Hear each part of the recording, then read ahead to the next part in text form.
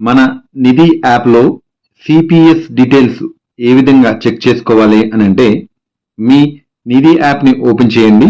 App ఇంటర్ఫేస్లో మీ login user ID password ఇవ్వాలి.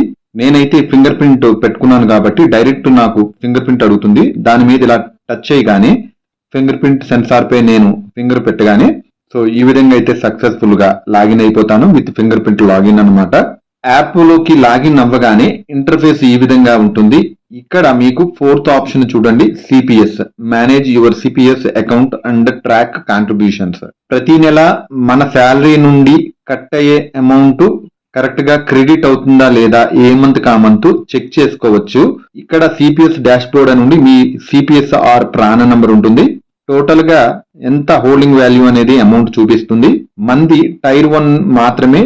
ఇందులో మీరు ఈ ట్రాన్సాక్షన్స్ చూసుకుంటే ప్రతి నెల కూడా ఎంతెంత క్రెడిట్ అవుతుంది సిపిఎస్ అకౌంట్ కి మీ శాలరీ నుండి అనేది చెక్ చేసుకోవచ్చు.